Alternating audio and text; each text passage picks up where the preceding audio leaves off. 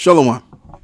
Shalom. First and foremost, I want to give all of the praises and the glory to the Most High and His Son, Yahweh, Bahasham, Yahweh Shai, Bahasham, Rakak, Wadash.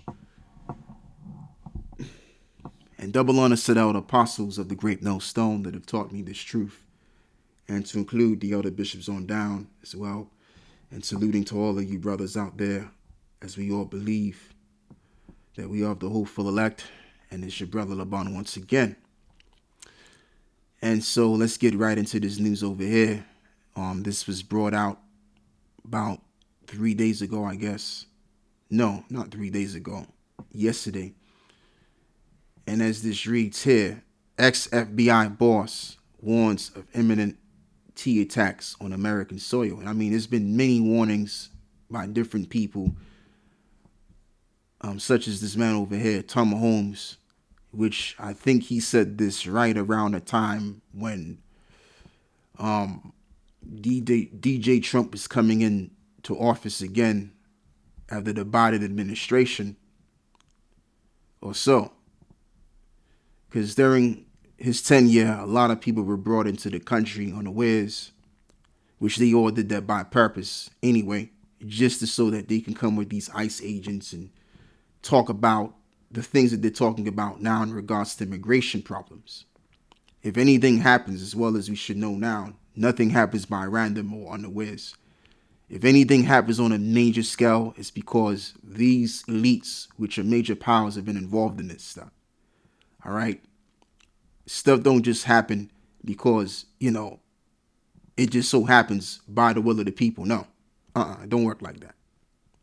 Major things happen based on the doings of major people. Okay? Because they got the power to do these things, as well as that's written that the power is in their hands. So they're always up to no good, as the scripture says anyway. So he said this, and then also someone down here in the UK. But before I even go there, let me slow down. Let me back up, and let's play this video and let's hear what he got to say. Then we gonna move forward. Tom Holman. Tom, let's get your first reaction, your first public comments on this issue out of Colorado. Me and you've been talking about this for years, Sean. I mean, I worked for the network just before I came back to the second Trump administration. And I've said over and over again, what scares me about the southern border? The sex trafficking, right? It's sky high. The people, Americans dying from fentanyl. The people, all the drugs come across, all the sex trafficking, all the smuggling. And I said what concerned me the most was they created the biggest national security vulnerability this country's ever seen. Not only did 2 million known gotaways, 2 million people cross the border, we don't know who they are, where they came from, we don't know where they are now. On top of that, even through the legal process, the Biden administration will bring people unvetted, handing out work visas like they're candy, while they sat here and planned something bad. We are going to be dealing with this for the next 10 years. Because of the chaos they created in 4 years. We're out there kicking butt. We're arresting a lot of criminal aliens. We're out there looking for the bad guy. And when we're out there doing that, Sean, we got protesters assaulting ICE officers. We got members of Congress all over the country going to ICE facilities, raising hell, saying this is their oversight responsibility. Where was their oversight responsibility when 10.5 million illegal aliens came across the border? Where's the oversight responsibility on releasing over 8 million illegal aliens in this country? Where's the oversight responsibility then? This is an attack on ICE. This is an attack on the Trump administration. We're trying to fix the damage done by Biden.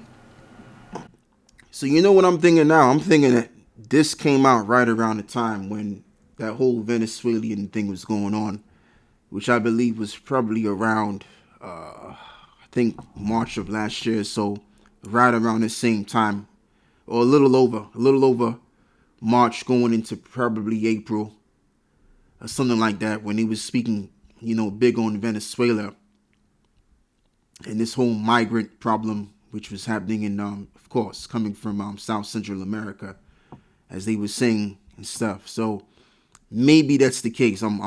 That's what time I'm leaning on. The more he spoke, the more I just thought about that time, right? So, but the point is that due to this immigration problem that's been had, as well as they cause any doggone way, So now it's possible. You see how everything has been done by sequence, right? Because in order for you to do another psychological operation to get the ball rolling with Iran, because the goal was always to get at Iran. I mean, that's just always been the deal. I remember John McCain. There you go, John McCain. John McCain was in a mockery sense talking about bomb Iran, and he was supposed to give this speech. So that's always been the aim. The aim has always been to get at Iran. All right. So to do that, let's create a situation where immigrants just come into the country. Anybody can come into the country, what have you. And that's what they did during the Biden administration. That's exactly what they did. All right. So now it's like, okay, cool. Now we can do something and make people go crazy, especially in America, and as far as the world for that matter. Because anything that happens in America, especially in other places around the West, feel the pain too. And then they can pull up pictures of some man that looks like a Muslim and all that stuff, and just again reinvigorate this idea of that Muslims just running around and knocking niggas out with body bombs on and what have you, and now we gotta go tackle Iran. It's just like, for example, when we had the World Trade Center. It's the same narrative. It's the same narrative, and brothers that are older to remember the what was happening in the early 90s too with that situation, with this Desert Storm conflict. So from the Desert Storm conflict, and then what? We talking about what? 12 years later, from what? 2003, I believe, right? Which they went into Baghdad in Iraq, supposedly to get Saddam Hussein, because they said that he had, and I remember that so well. 2000, I remember that time, because they was making a big fucking deal, and he was talking about this guy, Bin Laden and shit like that. And it came out that he was basically linked in with the Central Intelligence Agency. Something along those lines. I was reading information about that. That came out later on and stuff. So and now, where we at now? We're in 2026, and they're just doing the same thing but in a different fashion, because now they have to gauge the American people that we're gonna have to pretty much take down Iran, man. We're gonna have to come after Iran. Iran's doing X, Y, and Z, and this psyop that's coming next could very well convince the American people and people in the West, because people in the West, they're bright, but they ain't that bright. So if they can come with something crazy enough, then people will get behind the military, get drafted and what have you, because there is a draft coming. That's guaranteed. There is a draft coming. And so you're going to be sent on the soils in the East to fight. Once again. All right? So now, let's go into this. And again, this is some old news right here, right? Stuff that came out even in the UK. Ex-MI6 spy sounds the alarm. Hundreds of Islamic sleepers agents in the UK posed for 9/11. So right around the time when immigration was being had in America, same way it was being had in the UK as well. Because if you're going to do something to a high extent to convince these people out here, then this is the way you're going to have to do it. So this is what he says right here. An Al-Qaeda sleeper agent. And we know who Al-Qaeda originates back to. A new 9/11 is coming any day from the hundreds of Al-Qaeda sleeper agents ready to unleash carnage. Whew. Key word you got to use. To unleash carnage in the UK, says ex-MI6 spy.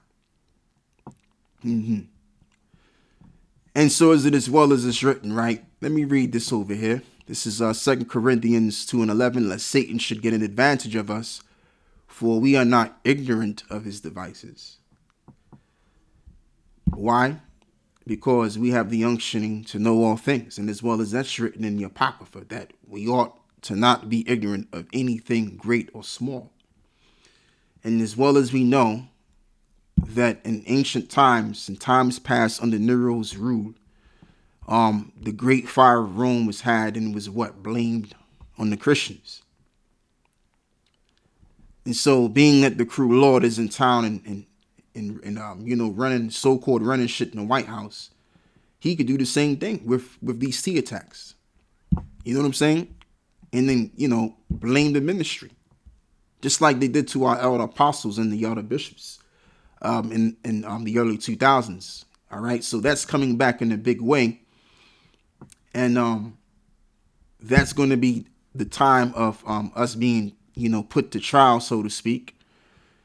And so therefore we're going to have to prove ourselves, and it's all right, because at the end of the day, as long as we believe in Yahweh Shah, we can get through it all. And the Lord is going to make sure that we're going to be taken care of anyway, and we're going to go through the fire. Just like Shadrach, Meshach, and Abednego went through what they went through, we're going to be all right. We're going to be taken care of just like them. Now, some of us are going to have to give up the spirit for what we believe in. That's fine too, because the scripture says the dead in Yahweh Shah shall what? Rise first. Remember, we're talking about someone that has resurrected the dead. And he himself was resurrected. Okay. And he resurrected us from the dead. And I mean this like figuratively through the spirit, that we were spiritually dead from not knowing who he is. We